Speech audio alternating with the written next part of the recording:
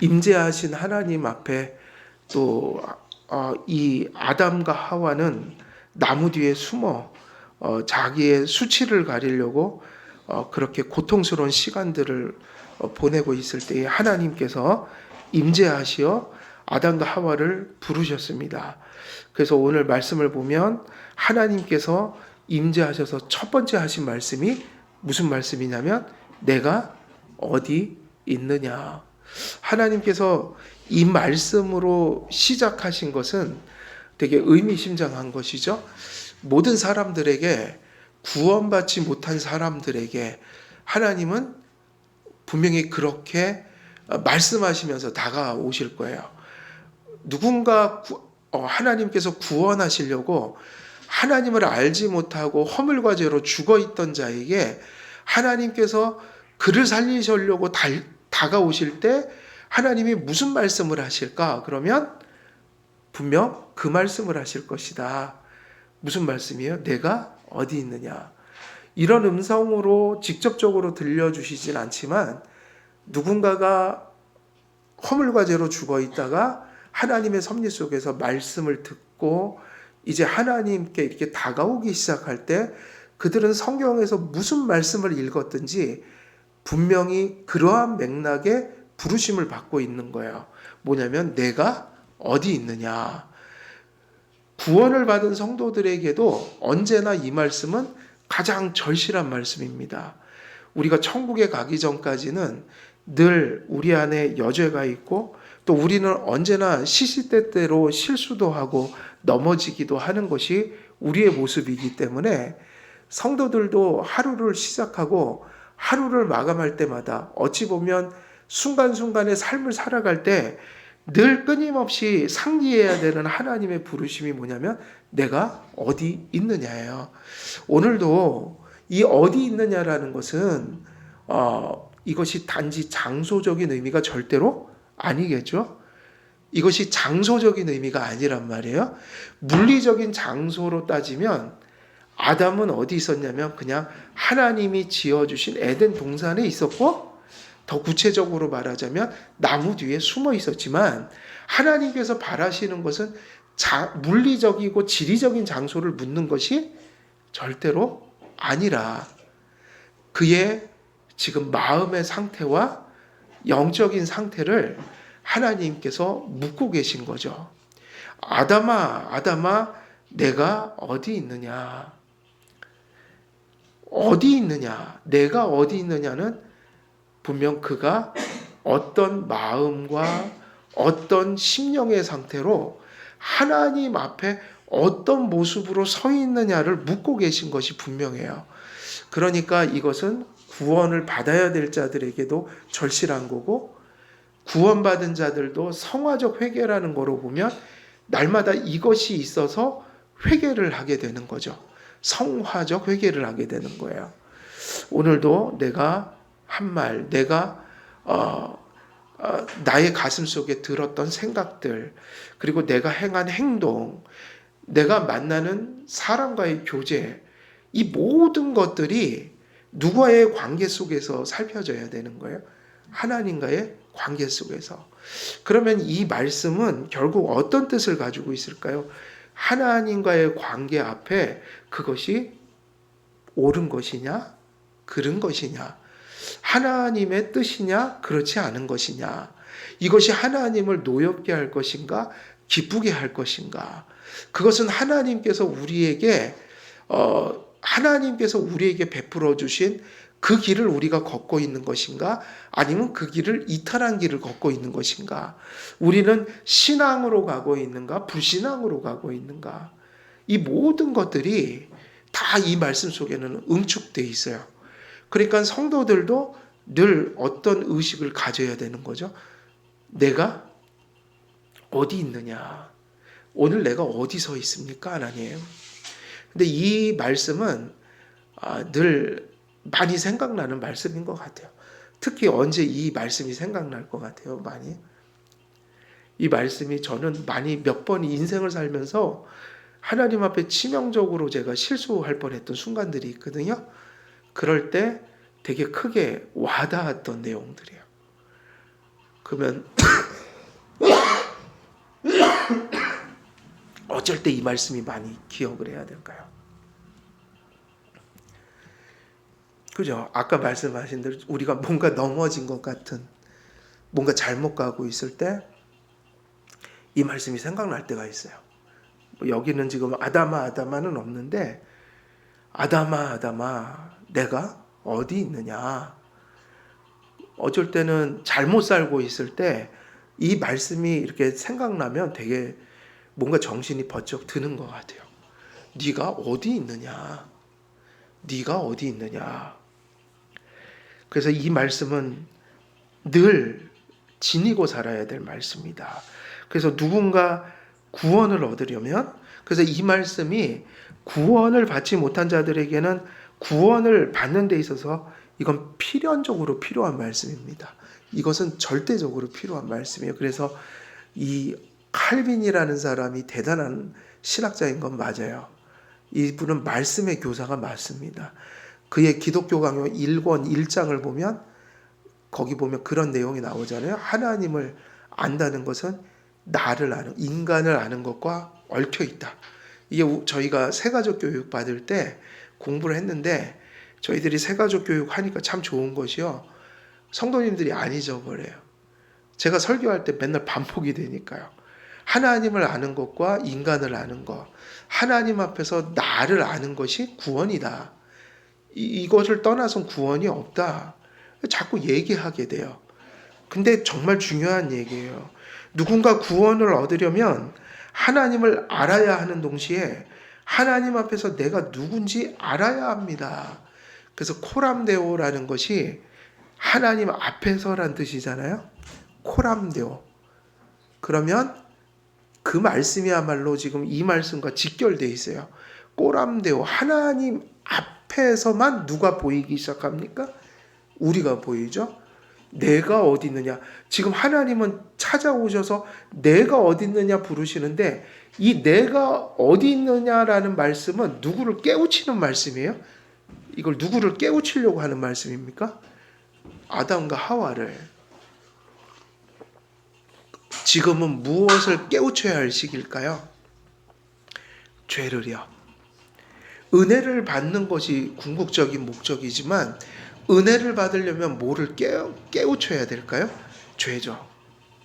그래서 사실은 저는 목양을 하면서 가장 성도들의 영적 상태를, 어떤 사람들을 전도하기도 하고, 또 신앙이 없는 분들을 이제 회심시키기도 하고, 또 성도들을 깨워서 성도의 삶을 살아가게 할 때, 성도들이 하나님의 말씀을 받고 은혜를 받은 상태에 가장 큰 척도가 뭐냐면요, 자기 성찰을 하기 시작하는 거예요. 내가 자기 죄를 깨닫기 시작하는 겁니다. 죄를 깨닫는 곳에 뭐의 절실함을 깨닫게 되죠? 내가 죄인이라는 걸 아는 순간에 뭐가 절실해지는 거죠? 예수님이 절실해지고 은혜가 절실해지니까, 오직 은혜는 전적 타락을 깨달은 사람들만이 인정할 수 있는 거예요. 그래서 캐톨릭은 신학이 다르죠. 캐톨릭은 죄를 인정하지만 전적 타락이 아니에요.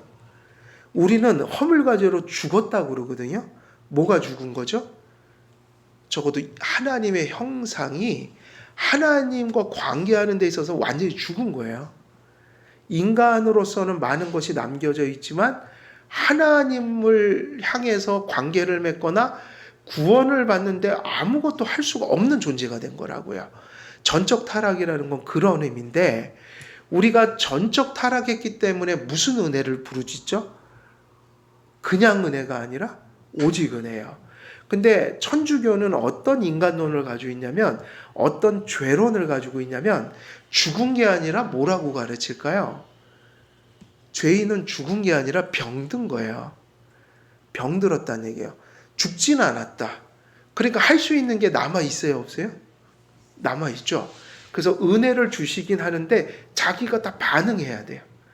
이게 알미니안하고 조금 다른 면도 있지만 비슷하게 결론은 나요. 그래서 항상 캐톨릭은 인간이 남겨진 것이 되게 많다고 봐요. 그러니까 절반은 남아있어서 구원도 하나님의 은혜를 주시지만 나머지는 누가 해야 되죠? 반응은 자기에게 달려 있는 거고. 그래서 예정을 안 믿는다고요.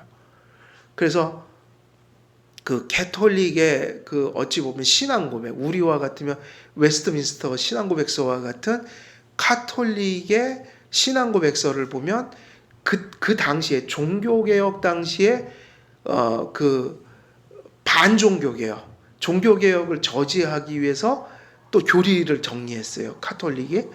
거기에 보게 되면 무슨 얘기가 나오냐면 예정을 가르치는 자들마다 저주가 있으리라 이렇게 돼 있다고요. 저주했어요. 천주교가 예정을 믿는 자들을. 그래서 인간은 왜 그러냐면 할 수 있는 게 많이 남아있기 때문에 하나님의 전적인 주권이 구원은 아니라고 봐요. 우리는 전적인 하나님 주권이라고 자꾸 얘기하는 건 우리가 할 게 없기 때문이에요. 할 수 있는 게. 근데 천주교는 인간이 타락했다는 것이 죽은 게 아니라 병든 것 정도이기 때문에 반틈은 살아있죠. 그러니까 오직 은혜를 얘기하면 또 저주한다고 돼 있어요. 그들의 신앙 고백서에 옛날에. 그러니까 무슨 은혜를 은혜는 은혜지만 무슨 은혜는 아니에요. 오직 은혜가 아닌 것은 하나님 앞에서 그들이 자기를 모르기 때문이에요. 성경을 통해서 하나님 앞에 자기가 어떤 존재라는 걸 성령을 통해 깨달은 사람은 절대로 그냥 은혜를 얘기할 수가 없어요. 무슨 은혜를 얘기할 수밖에 없어요? 오직 은혜를 얘기할 수밖에 없어요. 그래서 하나님 앞에서 나를 깨달아야 한다. 하나님 앞에서 드러난 내 죄성의 깊이를 깨달아야 한다. 내가 어디 있느냐? 이 말씀은 무슨 말씀이냐? 깨우치는 말씀이죠. 죄를 졌지만 사실은 죄인인 것을 통렬하게 경험하고 있지만 지금 누구 앞에서 죄인인 거는 아직 아담과 하와가 보지 못한 거예요. 그래서 인간적인 방법을 동원하고 있는 거예요.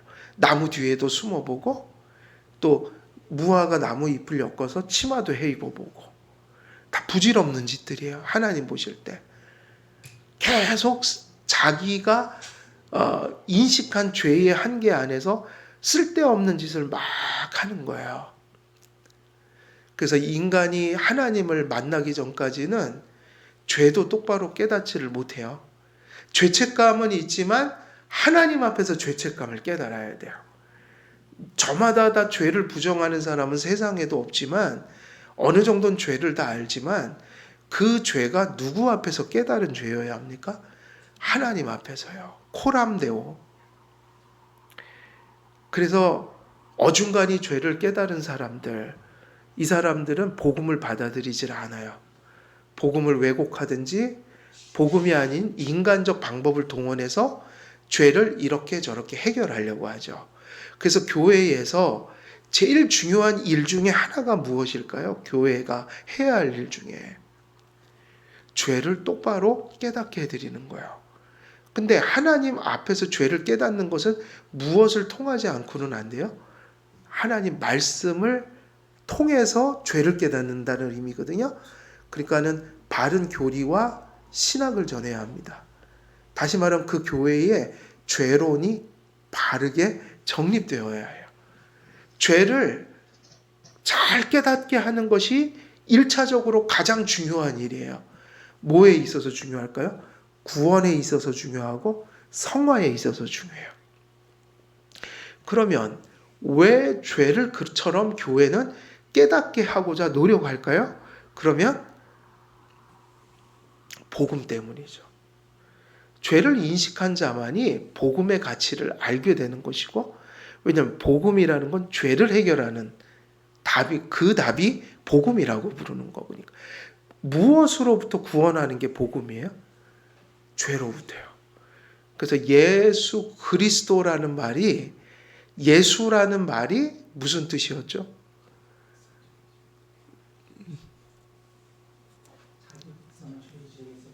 그죠? 분명히 예수님의 이름은 그 이름이에요. 저의 죄로부터 그들을 구원하시는 분. 임마누엘은 그런 분이 예수를 통해 함께 하신다. 그러니까 죄라는 게 빠지면 복음이 설명이 안 되죠. 그래서 교회는 죄를 똑바로 전하고 복음을 똑바로 전하면 됩니다. 그러면 구원도 받고 모두 돼요. 성화도 됩니다. 그래서 내가 어디 있느냐는 그 하나님의 질문은 오늘날 우리에게도 구원을 받고 구원의 삶을 살아가는 데 있어서 본질적이고 몹시 중대한 질문입니다. 우리는 어디 서 있는지 늘 물어야 합니다. 그리스도 안에 하나님 안에 살고 있는지 혹은 그리스도 밖에 하나님 밖에 살고 있는지 묻고 답해 보아야 합니다. 항상 하나님 앞에서 내가 어디 있느냐를 상기하면서 살아야 되죠. 그래서 불신자들은 그리스도와의 관계 연합 밖에 있지만 성도들도 늘 질문해야 될 게 있어요. 내가 그리스도의 교제 속에 살아가고 있는 것인가? 우리는 뭐 다 그 연합이 돼 있으니까요. 하지만 연합되었을지라도 주님과의 교제가 너무나도 망가진 성도들도 존재할 수가 있어요. 교제는 망가질 수가 있단 말이에요. 우리는 지금 어디로 가고 있고 우리는 지금 어디에 서 있는지 물어야 합니다. 나의 정체성을 하나님 앞에서 발견하지 못하면 구원도 받을 수가 없고 성화도 이루지 못합니다. 물론 지금 아담과 하와의 상황은 심판의 상황인 거야. 아직 은혜 언약으로 가지 않았어요. 아담 안에서 모든 인류가 죄인으로 정죄받는 상황이에요. 하나님께서는 이제 나중에 은혜 언약을 맺어서 은혜를 주시지만 지금은 심판의 상황. 그러나 구원받는 자들은 하나님 앞에 정죄와 심판을 깨달을 때 이제 복음의 가치를 개인적으로 지금 이 시대에는 받는 것이고 또 예수님 안 믿고 끝까지 버티다가 마지막 심판 때 만일 주님 앞에 선다면 그때 가서야 주님께서 물을 거야. 네가 어디 서 있었냐? 근데 그때는 회개를 할 수가 있어요, 없어요? 없단 말이죠. 그래서 이것은 살아있을 때 들어야 돼요. 우리가 숨 쉬고 살아가는 동안 내가 적어도 숨이 끊어지기 전에 내가 어디에 서 있는가. 이것을 깨달아야 한다는 겁니다. 왜냐하면 자신의 죄인됨을 깨닫는 사람만이 그리스도를 붙들고 또 자신의 부족함을 아는 사람만이 그리스도의 은총을 구할 것이기 때문입니다. 그래서 어찌 보면 복음에 연결시켜서 이 하나님의 내가 어디 있느냐라는 이 말씀을 살펴보면 마치 산상수훈에 나오는 그 말씀의 상태로 우리를 만드는 거예요. 지금 이 시대에 누군가 이런 걸 깨닫는다는 것은 하나님께서 누군가를 구원하기 위해서 죄를 깨닫게 하는 그러한 것들의 경험 속에 있다면 이것이 바로 뭐냐면 가난한 심령이 되는 거예요. 그래서 예수님은 가난한 심령은 복이 있나니 그랬는데 심령이 가난한 자는 복이 있나니 그랬는데 이게 얼마나 중요하냐면 이 복이 무엇과 연결되어 있기 때문이에요. 천국이 저희 것이며 저는 이 말씀 때문에 고민을 많이 했어요.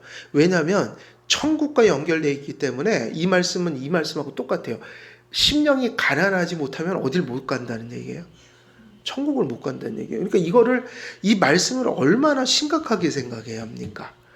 이 말씀을 절대로 그냥 읽어 넘어갈 말씀이 아니라 상당히 큰 걸 걸어 놓은 거예요, 거기다가. 왜냐하면 심령이 가난한 자만이 어딜 가니까요? 천국이요. 그러면 심령이 가난하다는 것은 되게 중요해질 수밖에 없어요. 그래서 자꾸 묻게 된 거예요. 심령이 가난한 게 뭔가? 내 심령은 가난한가? 그러면 심령이 가난하다. 이건 내가 어디 있느냐? 지금 거의 동일한 상황이에요. 물론 이건 심판의 상황이지만 또 어떤 사람들은 구원을 못 받은 상태에서 마지막 심판대 앞에 이 소리를 들을 사람들도 있지만 지금 구원을 받는 사람들에게는 이것이 너무나 절실한 상태이다. 그럼 뭐가 중요한가? 우리의 영적인 빈곤함을 깨닫는 거. 그건 뭐죠? 우리가 뭐라는 걸 통렬히 깨닫는 거예요. 죄인이라는 사실. 그리고 주님 앞에 그런 의미에서 얼마나 우리가 영적으로 심히 빈곤한가. 그러니까 자기의 심령이 부한 자들은 어떤 사람들을 의미할까요? 이 심령이 부한 것이 누구에게 적용하면 가장 빨리 이게 정리가 되는 거예요. 그러니까 예수님 당시에 가장 구원받을 가능성이 적었던 사람들이에요. 그 시점에서 보면 제일 강팍한 사람들이에요. 이 사람들이. 누구죠 그게? 바리새인들이죠. 바리새인들은 뭐로 가득 차 있었어요? 이게 바로 거기 반대. 자기의예요. 자기의가 뭐죠? 하나님의 율법을 근처도 못 가면서 몇 가지를 잘 하는 거예요. 그 자기들이 선을 거는 거예요. 요거 중요해요. 나머지는 안 봐요. 다 버리고 실제로 예수님 말씀 따라 가슴 속에는 그 일종의 그 썩어서 그 냄새 나는 시체 같은 것들이 무덤 속에 있지만 이스라엘의 무덤이 뭐로 싹 발라져 있었어요? 석회로 하얗게. 그거하고 똑같이 외적으로는 몇 가지를 강조하면서 뭐로 가득 차 있는 사람이에요? 자기의. 그래서 나는 의롭다고 생각하는 사람들. 나는 착해. 나는 다른 사람보다 경건해. 나는 죄가 없어. 내 같은 사람이 정죄받고 지옥 가면 이 세상에 누가 지옥 갈까? 이러는 거예요. 아니죠. 예수 믿는 사람들은 그렇게 얘기하지 않죠. 예수님이 아니었으면 다 지옥 간다. 너나 할 것 없이. 다 지옥 가는 거예요. 그러니까 뭐가 심령이 가난한 거죠? 자기의가 없는 사람. 그게 다 깨져버린 사람. 그래서 칼빈이나 뭐 우리 신앙고백서 보면 이 세상에서 심지어 성도들조차도 그리고 성도들 중에도 가장 성화를 많이 이룬 성도, 뭐 우리 같으면 개혁 신학하는 사람들은 칼빈 같은 사람들, 뭐 찌빙글리 같은 사람들 이러지만 그 사람들은 신앙 고백을 어떻게 정리하고 갔냐면 그게 자기 인식이었거든요. 칼빈이 생각하는 자기였어요. 그게 이 세상에서 가장 대단한 일을 한다 할지라도, 예를 들면 뭐 존 후스처럼 종교개혁하다가 화형당해 순교한 사람마저도 그 순간에도 천국 들어가기 직전까지는 오물과 같은 것들이 가슴속에, 찌꺼기 같은 것들이 가슴속에. 그래서 이 사람들은 순교할 때도 절대로 하나님 앞에 내가 대단한 걸 드린다고 생각하지 않았다고 저는 생각해요. 개혁주의 신앙대로 하면 쓰레기 같은 이런 것들이 내 가슴속에 있는 이런 하나님 앞에 너무 불완전한 재물이지만 주여 주님을 위해서 순교하오니 긍휼히 여기시고 받아주옵소서. 좀 부족합니다. 이러고 순교하지, 제가 순교하니 하나님 대단한 재물 제가 드리오니 이러고 순교한 사람들은 사실은 순교자가 아닌 거예요. 자기 의를 위해서 준 거예요. 어떻게 보면 그 되게 위험한 순교다. 진정한 순교자는 이러면서 죽는 게 우리 성경에서 얘기하는 순교자예요. 하나님 드릴 것이 아무것도 볼 것도 없고 지저분하기 그지없는 그런 불완전한 재물인데 이런 재물이라도 좀 받아 주옵소서. 누구의 피로 덮어서요? 그리스도의 피로. 그래서 그 얘기를 하는 거예요. 우리가 대단한 일을 하는 순간에도 우리는 그저 걸레 같은 의를 가지고 있다. 그래서 바리새인들이 자기 의로 나가서 뭐가 비대해진 사람들이에요. 그게 심령이 가난하단 말의 반대 얘기예요. 누가 심령이 가난하고 누가 심령이 가난하지 못한 거예요? 그러면 자기 의가 가득할 때 뭐로 가득 찰까요? 그 사람은 이런 상태에서 자아로 가득 차 있죠. 자아가 비대해져 있는 거야. 내가 대단하다는 거야. 내가 엄청나다는 거예요. 내가 그렇게 흠이 없다는 거예요. 이게 뭐냐면 자기의. 근데 심령이 가난한 자는 어떤 사람이죠? 죄인입니다. 전 늘 부족합니다. 주님께 뭐 이런저런 일을 하지만 이것도 주님 주신 거지만 주님의 은혜를 주셔서 이런 거 할 때도 하나님 저는 너무 더럽고 쓰레기 같은 것들이 가슴 속에 늘 일어납니다. 이것이 속에 내재되어 있습니다. 하나님 더럽고 추한 재물이지만 받아주옵소서. 요게 가난한 마음이에요. 사울이 어땠어요? 사울이 어땠죠? 사울이 사실은 버림받은 이유가 심령이 가난하지 못했기 때문이에요. 이게 두 번째 측면이에요. 심령이 가난하지 못하다라는 얘기는 뭐죠? 아까 얘기했듯이 자기의로 가득 차거나 자기로 가득 찬 거. 그럼 자기로 가득 찬 게 뭐냐면 사울이 언제부턴가는 하나님 앞에 아주 초반 빼고는 금방 왕이 되고 나서부터는 모든 것을 하나님의 뜻대로 가지를 않고 누구 뜻대로 행동했어요? 자기 뜻대로요. 하나님이 제물을 사무엘이 와서 드려야 돼. 제물은 제사장이 드리는 거야. 왕은 안 된다. 제사 못 지낸다. 하나님 말씀하셨는데 사울은 어떻게 제사를 지내죠? 쥐가 지내잖아요. 그 질서를 파괴한다고요. 하나님이 제사장을 통해서 제사를 지내라고 그랬는데 지가 제사를 지내요. 이게 뭐죠? 누구로 가득한 마음이에요? 하나님 뜻이 아니라 자기의 뜻. 나중에는 또 그 이방 족속을 진압했을 때 거기서 나온 그 모든 아이들부터 해서 다 죽여라. 그러니까 사울이 어떻게 합니까? 지멋대로 살려두죠. 이게 뭐죠? 자기로 가득해서 하나님께 순종하지 않는. 그래서 그 하나님이 바라는 제사가 뭐라고 그랬죠? 순종이다. 이것이 뭐냐면 사울의 상태였어요. 자기 의로 가득 차거나 자기로 가득 찬 거. 그러니까 이게 자기가 비대해진 상태예요. 그러니까 이것이 가난해져야 한다. 하나님 저는 죄인입니다. 저는 주님 앞에 의가 없습니다. 누구의 의만을 붙드는 거예요? 그리스도의 의요. 그리고 뭐만을 의지해서 선한 길을 가는 거예요. 뭐를 의지해서? 주님의 은혜를요. 자기 의가 자기 어떤 열심이 아니라 은혜요. 은혜를 의지해서 열심히 바른 길을 가는 겁니다. 근데 이것을 누구 앞에서만 보게 되는 걸까요? 이것은 하나님 앞에서만.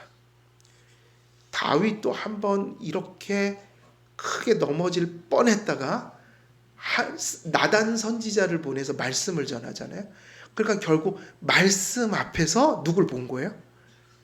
그 밧세바를 범하고 우리아의 남편을 죽인 걸 그 전까지만 해도 고민을 안 했다고요, 다윗이. 그러니까 이 상태가 지금 상당히 어떻게 된 거예요? 마음이 아주 그냥 자아로 세진 거예요. 근데 나단 선지자가 말씀 전하니까 사울하고 다윗은 좀 다른 사람이에요. 말씀이 역사하니까 다윗은 하나님 앞에서 뭘 본 거죠? 역시 죄를 본 거죠. 그래서 마음이 어떻게 됐어요? 가난해졌어요. 하나님 제가 죄인입니다. 그러면서 침상을 무엇으로 적실 정도로? 눈물로 적실 정도로. 그 상태가 무슨 상태죠? 가난해진 거예요. 이제는 뭘 구하기 시작해요? 자기가 용서받을 길인 그리스도의 의와 자기를 정결케 만들 은혜를 구하기 시작하는 거야. 내가 살 길은 뭐밖에 없다? 은혜요. 그래서 그렇게 고백합니다. 이제는 모든 인간적인 것을 버리고 자기가 살 길은 하나님밖에 없다. 그러니까 내게서 누구를 거두지 마옵소서 얘기합니까? 이것은 이제 처절히 하나님을 붙들고 의지하는 모습이에요. 성령 떠나면 어떻게 된다는 얘기예요? 저는 끝입니다. 이 정도로 가난해졌다고요. 이것이 은혜를 받는 길이에요. 그래서 산상수훈은 모든 그리스도인들의 성령 받고 거듭난 자들의 그 공통된 성도의 특질을 거기다 적어놓은 거니까 성도의 특성이 뭐라는 걸까요? 성도들, 구원받은 사람은 이렇게 심령이 가난한 게 공통점이다 이거야. 그래서 여기 오신 분들이 세례를 받을 수 있었던 거죠. 그걸 고백한 거 아닙니까? 저 죄인입니다. 오직 은혜로만 삽니다. 이것을 믿겠다고 고백해서 세례를 드린 거라고요. 성도의 심령의 그 표적과 같은 게 뭐냐면 성령이 임하고 거듭나고 구원받은 사람의 그 심성의 특질을 예수님이 나열해 놓은 거야. 심령이 가난한 거다. 그러니까 다음 순서에는 뭐가 나오죠? 애통이 나와요. 이어지는 거예요. 자기의 영적 빈곤을 깨달은 사람은 애통하게 돼 있다. 애통한다. 그리고 뭐에 줄이고 목마른다 그래요? 의에 줄이고 목마른 자는 복이 있나니 저희가 배부를 것이다. 왜 배부르죠? 그러니까 복음을 절대적으로 붙드니까 하나님이 그에게 복음을 주실 때 그 사람은 그 복음이 수용되는 거라고요. 은혜 속에서. 그래서 자신의 죄인됨을 깨닫는 사람만이 그리스도를 붙들 것이고 자신의 부족함을 아는 사람만이 그리스도의 은총을 구할 것이기 때문입니다. 그래서 저도 한동안은 참 이 세상 문화가 너무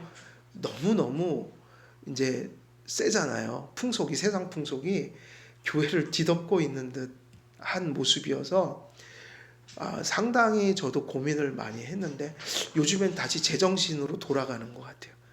세상이 어떻게 가든 죄를 죄라고 전하고, 그리고 이런 세상 속에서 가장 우리가 안전한 길은 복음 똑바로 전하는 길밖에 없다. 근데 자꾸 이 세상 환경은 죄를 얘기하는 걸 싫어해요. 자꾸 싫어하고 젊은 세대로 갈수록 이런 의식이 점점 희미해져 간다고요. 그래서 교회들도 이미 많이 타협을 했죠. 왜냐하면 시대가 이러니까 성도들이 자꾸 죄 얘기하면 힘들어할 것 같다. 그래서 안전해요. 어떤 분들은 실제로. 그리고 그런 신학도 나왔다고요. 전에 얘기했듯이 번영의 신학, 무슨 적극적 사고방식, 뭐 로버트 슐러 이런 사람, 노만필 박사. 죄 얘기는 사람의 자존감을 망가뜨린다. 프로이드 심리학에 근거한 얘기예요. 근데 아니에요. 이런 시대일수록 더 분명하게 그걸 전해야지 성도들이 구원도 받고 성화도 되고 오히려 이런 시대를 이겨낼 수 있다고요. 그래서 우리가 죄악된 길을 걸어갈 때, 우리가 방황할 때, 또 우리가 헛된 길을 또 가끔은 걸어갈 때, 또 세상이 너무나 악한 풍속으로 가득해서 우리들도 헷갈릴 때가 너무 많을 때 언제나 우리가 물어야 될 것은 내가 어디 있느냐. 근데 오늘날 교회는 이게 좀 특징입니다. 생활과 현실 속에 들어가서는 하나님의 말씀의 길을 묻지 않는 이런 풍토가 있단 말이에요. 그러니까 모든 현실적인 선택은 다 육적인 선택을 선호해요. 그러니까 따지지도 않고 뭐 하지도 않는 거예요. 묻지도 않는 선택을 실제로 많이 하더란 말이에요. 제가 옛날에 그 어떤 조금 중형교회에서 이제 부교육제 할 때 별의 그 부모님들이 중직자들인데 아이가 공부를 이제 어중간하게 좀 하는데 어느 날 그 아이가 교회도 안 나왔어요. 정말 안 나왔다고요. 근데 시험 볼 때쯤에서 나와요. 그래서 정신 차렸나? 왜 나오는가 했더니 갑자기 저한테 와서 원서를 써달래요. 어디 원서일까요? 신학교 원서였어요. 이게 어떤 사고냐면 거기가 약간 인류로 꼽히는 데에 있는 신학교였어요. 얘기를 들어보니 그런 마음이에요. 신학교라도 일단 그 학교를 가서 전과를 하겠다. 신학교 원서를 쓰러 온 녀석이 지금 그걸 어떻게 사고하고 있냐면 그게 명문대라서 가는 거예요. 지금 다른 데 성적이 안 되니까 그 학교에 그렇게라도 들어가야지. 그리고 이제 전과를 한다 이거죠. 근데 그 부모가 집사예요. 안수 집사들이에요. 그 부모님 아이디어란 말이에요. 이게 생각이 있는 사람들이에요, 없는 사람들이에요? 묻지를 않는 거예요, 하나님 앞에. 이게 옳은지, 그른지, 이렇게 해도 되는지, 지금 내가 어디 있느냐? 네가 지금 무슨 짓을 하니? 적어도 불신자 같으면 이해가 되는데, 어떻게 하나님을 믿는 사람들이 신학교를 그렇게 여기냔 말이에요. 그것도 교회도 애들 안 보내다가 생전 안 나오다가 학교 갈 때 되니까 그 원서 쓰려고 애를 보내고, 제가 이런 걸 보면서 상당히 이거는 갈대로 간 것 같다. 그리고 그런 분들이 중직자란 말이에요. 중직자들이 그런 분별력이 없어요. 이런 모습을 볼 때 되게 한심하다는 생각도 들었지만 한국 교회가 심히 위태스럽다. 언제부터 이렇게 신학교에 이런 아이들이 들어갈 수 있었는가? 그 신학교에서 이런 아이들을 받는다면 그것도 참 대단한 일이고요. 근데 이런 일들이 많단 말이에요. 지금 도대체 그 지금 하고 있는 일이 무슨 일인지를 인식하지 못하는 거예요. 하나님의 음성과 질문은 우리의 살 길이 되고 회복의 영향이 됩니다. 그럴 때 그 음성, 그 말씀의 의미가 우리 양심 속에 들려지는 게 얼마나 중요한가. 내가 지금 어디 있느냐. 그 소리가 들려서 하나님 정말 제가 이게 어디로 가고 있는 거죠? 이렇게 물을 수 있다면 그건 정말 큰 성령의 은혜라는 거야. 하나님께서는 아담과 하와가 어디 숨어 있는지 모르셔서 질문한 것일까요? 절대로 아니라 하나님 다 하셨어요. 근데 왜 묻냐면 깨우치려고 질문하는 거죠. 깨우치는 질문이에요. 이 말씀이 아담과 하와를 그의 죄를 깨우치려고 했던 것처럼 우리들도 이 말씀을 날마다 붙들고 순간순간을 깨우치면서 가야 한다. 이 질문은 하나님께서 이제 공의롭게 그들을 당신의 심판대에 소환하여 판결을 진행하려 하시는 것입니다. 죄를 범한 죄인들을 향해 지금도 한 사람에 대한 예외도 없이 하나님께서 이 질문을 반복하십니다. 내가 어디 있느냐?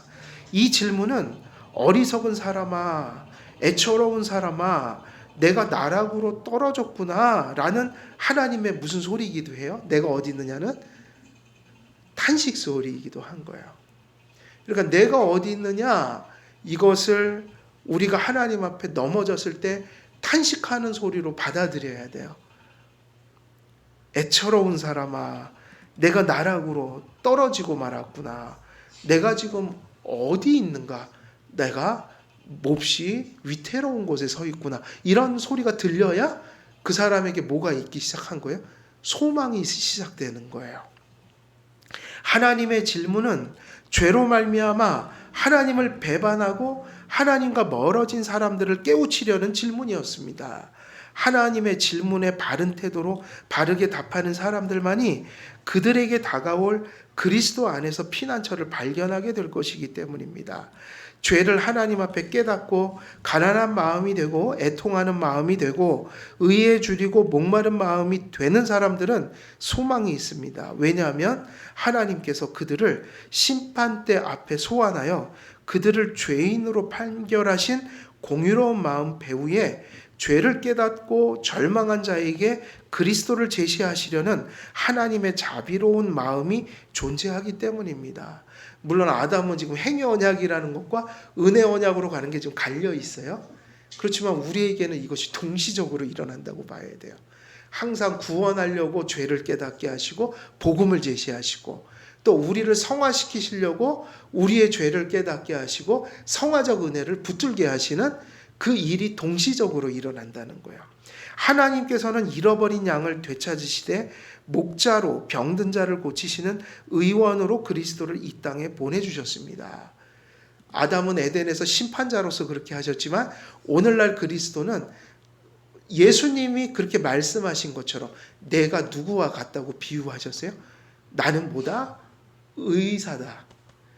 그래서 의사는 병자를 진단한다. 근데 그 병을 알아야 의사를 따라갈 거 아니에요? 그래서 예수님이 자신을 병 고치는 의사로 표현했다고요. 진단하고 병을 드러내고 그리고 뭐를 주시는 분이에요? 약을 제시하시는 분이에요.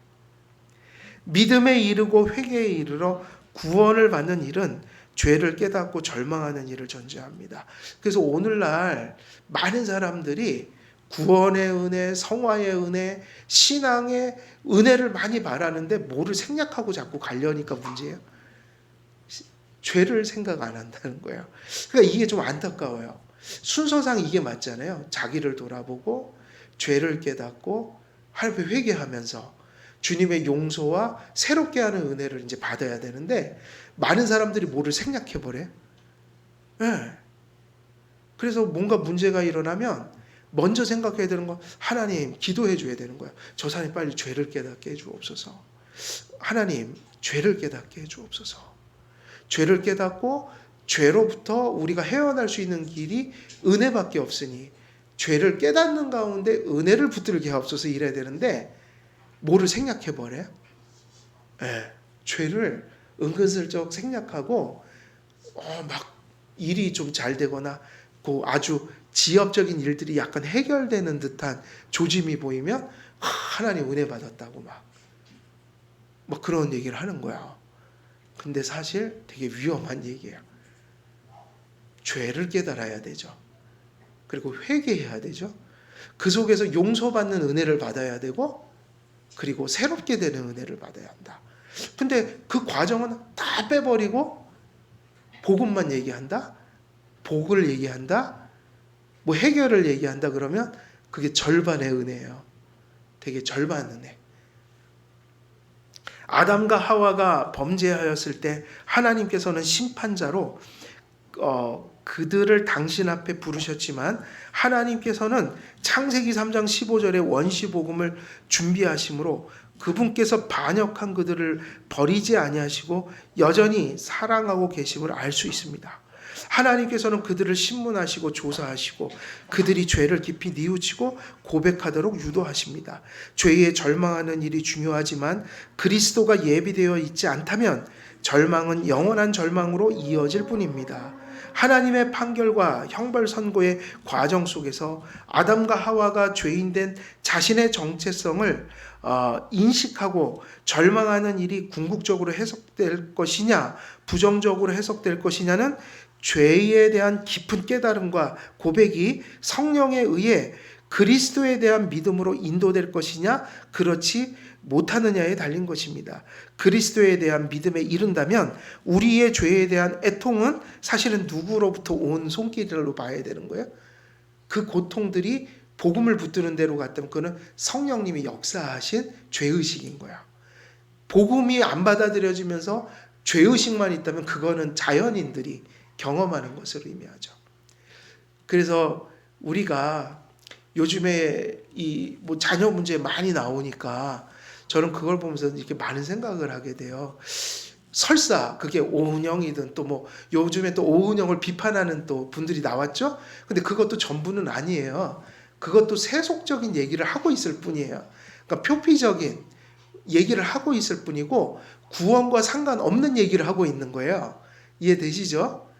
오은영이든 그를 반대하는 심리학자이든 뭐 정신과 의사든 이 둘 다는 다 심리를 건들고 있는 거지 영혼을 건들 수 없는 건데 잘 생각해 보세요. 이 사람이 상담을 하든 저 사람이 상담을 하든 상담을 받을 때 어떤 효과가 있을 수 있을까요? 없을까요? 있죠?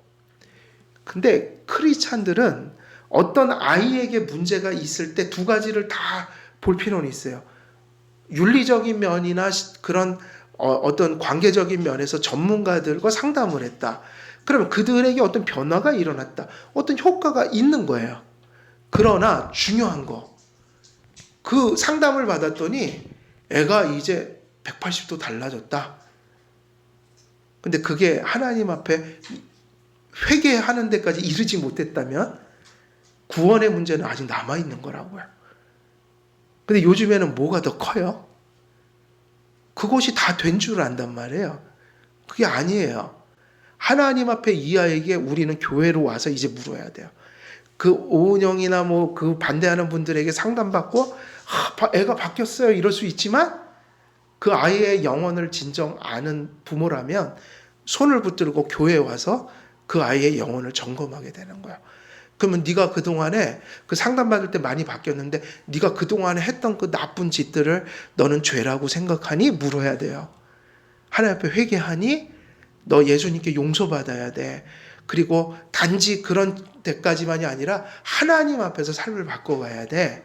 물었더니 몰라요. 저는 그때 그 선생님하고 상담할 때 마음이 너무 좋아서 바뀌긴 했는데 뭐 그렇다고 제가 신앙을 지금 갖는 건 아니에요. 저는 저기 별로 회개하고 싶은 마음 없는데요. 뭐 그걸 죄라고 얘기하고 싶지도 않은데요. 뭐 이래버리면 그거는 영적인 면에서는 구원을 못 받은 거예요. 사실은 부모님들은 어떤 것에 대해서 더 깊은 관심을 가져야 될까요? 크리스찬 부모들은 언약의 자녀들이잖아요. 사실은 이것도 중요하지만 이게 더 중요한 거예요.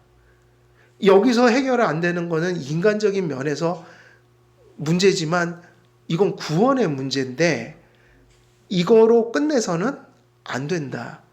이거로 뭐 되니까 이제 아이가 착실해지고 예전에 안 하던 공부도 하고 부모님한테도 더 좀 이렇게 나긋나긋해졌다.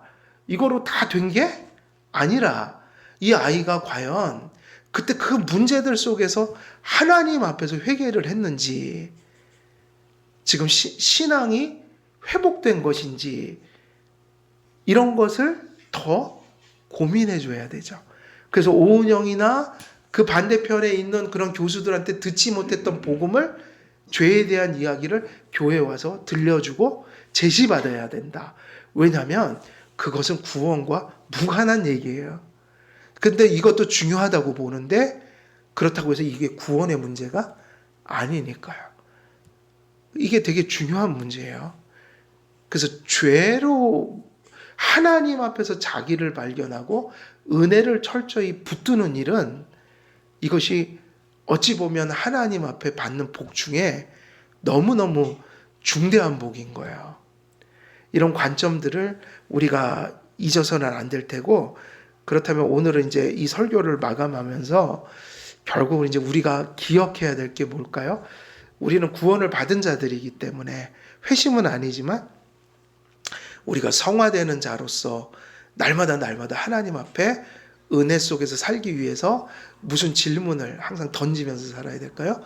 내가 어디 있느냐? 그걸 하나님 앞에서 던져보고 또 하나님의 말씀으로 답을 해보고 이런 일들이 순간순간 우리에게 있는 거 이건 되게 중요한 일이며 말씀을 통해서 오늘날도 하나님은 그렇게 당신께서 구원하실 자들과 구원받은 성화될 성도들을 향해서 그런 마음을 분명히 주고 계신다. 내가 어디 있느냐. 이 말씀 꼭 붙들고 사시는 여러분 되시기를 주 예수 그리스도의 이름으로 축원드립니다. 은혜로우신 아버지 하나님, 타락한 아담에게 내가 어디 있느냐 물으시며 또 그의 죄를 깨우치려 하셨던 그 하나님께서 오늘날도 구원시키려는 자들과 또 구원받은 자들을 더 온전한 삶으로 이끌기 위하여 내가 어디 있느냐 늘 물어오시는 그런 하나님의 은혜가 함께하는 줄 믿습니다. 언제나 주 앞에 내 자신을 분명히 잘 깨닫고 언제나 가난한 마음으로 애통하는 마음으로 또 의에 줄이고 목마른 마음으로 하나님의 은혜와 복음만을 의지하여 살아가는 우리 모두가 될 수 있도록 아버지 하나님 큰 은혜 베풀어 주옵소서. 감사드리오며 우리 주 예수 그리스도의 이름으로 기도드리옵나이다. 아멘.